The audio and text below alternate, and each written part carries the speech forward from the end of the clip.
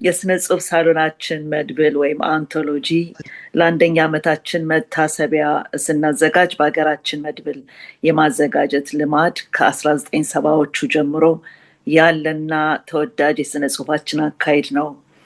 በውጭ ሀገራት እና በሀገር ቤት የሚኖሩ ደራሲያን ለዛውም በጣም ታላላቆቹ እና አዳም ረታ የተካተቱበት መድብል ለማሳተም ግን የስነ ጽሁፍ ሳሎን የመጀመሪያው ነው። ይህ ዛሬ በይፋ ለበዓላችን የምንመርቀው መድብል ነገ በመጽሐፍ መልክ እንዲታተም መንገዶች እየፈለግን ሲሆን ከአባሎቻችን ጋር በመመካከር ቀሪ የኤዲቲንግ ስራዎች ተሟልተውና ያልተካተቱ አባላት ተካተው በይፋ በሀገር ቤትና በውጭ ሀገራት እንደምናስመርቀው እምነታችን ነው። ለዛሬው 30 ገደማ አባላት ኢንክሉዲንግ አዳም ረታ በግጥም በአጭር ልቦለድና ወግ በጉዞ ማስታወሻ በሂስ የተሳተፉበትን መድብል በይፋ የሚከፍትልን ተወዳጁ ደራሲ ፍቅረ ማርቆስ ደስታ ነው። ሁላችሁም እንኳን ደስ አላችሁ። ፍቅረ ማርቆስ ምንም እንኳን የእሱ ስቶሪ እዚህ መድብል ውስጥ ባይገባም ግን እሱ የጻፈው መጽሐፍ ሂስ ተሰርቶበት እዚህ መድብል ውስጥ ተካቷል። በጣም የምንወደው ፍቅርሻ መሀላችን ይገኛል። መድረኩን ለሱ ሰጣለው መጽሐፋችን እንዲመርቅልን።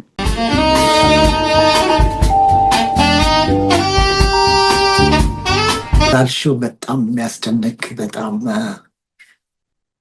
የራሱ የሆነ ደግሞ ፍሬ ያለው ዝግጅት ነው። ይህ የስነ ጽሁፍ ሳሎናችን በአማርኛችን ትርጉም ሳሎን ቤተሰብ እንግዳ በነፃነት የሚስተናገድበት የሚበላበት የሚጠጣበት ነው። የስነ ጽሁፍ ሳሎናችን በተደጋጋሚ እንደተገለጸው ትህትና፣ መከባበር፣ መማማር፣ መደናነቅ፣ ቧልትና ፌዝን ጨምሮ ያለበት እህትና ወንድምነትን ጓደኝነትን የሚያረጋግጥልን ነው። በዚህ የስነ ጽሁፍ ሳሎን ብዙ ተምረናል።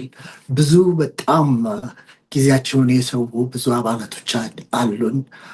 ከአንቺ ጀምሮ ቲጂ፣ ገዝሽ እና ሶሲ የመሰረቱት ፕላትፎርም በመሰረቱ ልክ ቅድም አለም ፀሐይ እንዳለችው ከአለም ፀሐይ ቀጥሎ የመጣ ትልቅ የተስፋ የብርሃን ጮራ የሚፈነጥቅ ነው ስነ ጽሁፍ።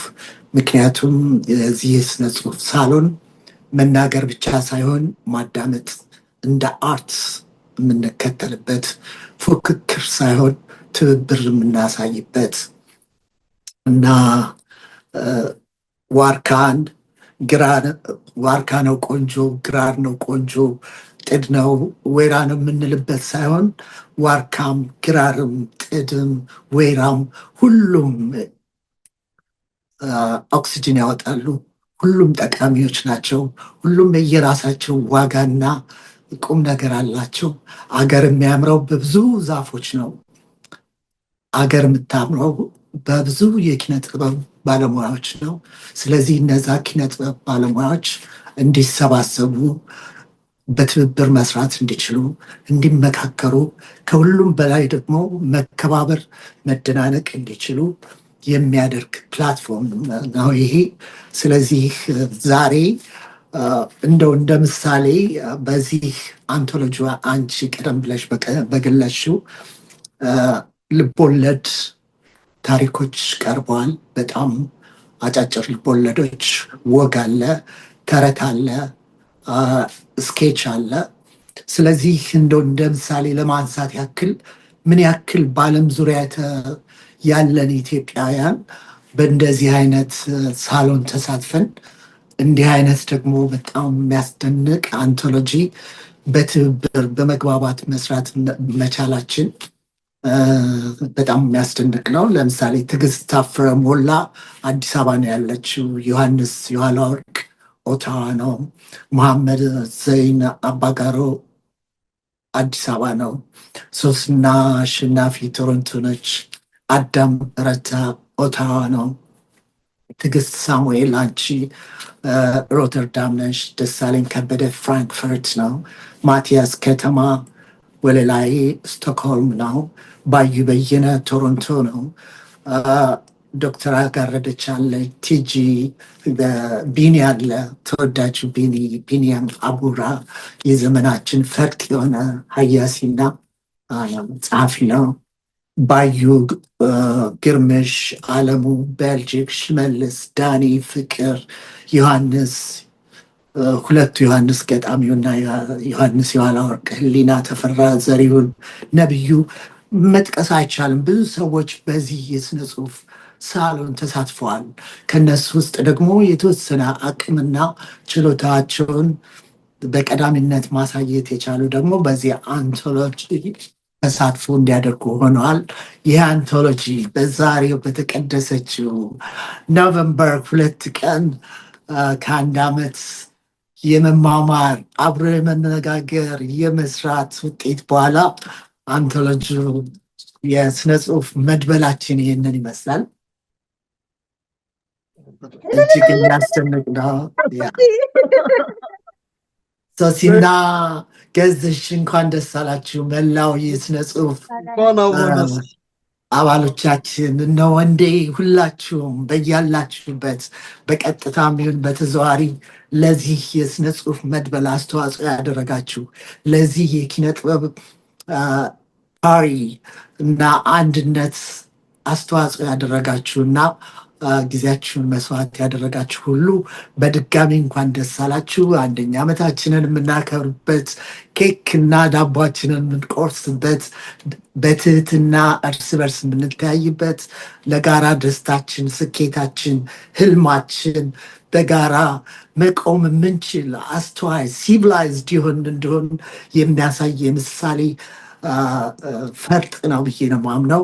ስለዚህ አብሮ መስራት ኃይል ነው። አብሮ መስራት ትብብር ነው። አብሮ መስራት ብስለት ነው። ማደናነቅ ትልቁ የሰዎች ፋውንዴሽን ነው። ስለዚህ እንኳን ለዚች ቀን አደረሰን። በድጋሚ እንኳን ደስ አላችሁ። የስነ ጽሁፍ መድብል አንቶሎጂ በሳሎናችን በስነ ጽሁፍ ሳሎናችን ተዘጋጅቶ በ1ኛ ዓመታችን ለዚህ በቅቷል። ይደግ ይመንደግ ይቀጥል እንላለን። ሁላችሁም ለመሳተፍ ትጋበዛላችሁ። አባላት ያልሆናችሁ ሳሎናችን ሰፊ ነው። ማንኛውንም የስነ ጽሁፍ ፍላጎት ያለው መሳተፍ የሚፈልግ ደንብና ስርዓቱን ተከትሎ አባል መሆን ይችላል። ገዝሽና ሶስና ይህንን ሁኔታ ፋሲሊቴት ያደርጋሉ። ስለዚህ እንኳን ደስ አለን። በአጠቃላይ ይሄ የኛ የድል ውጤት ፍሬ ነው። ይሄ የኢትዮጵያ ስነ ጥበብ የድል ፍሬ ነው።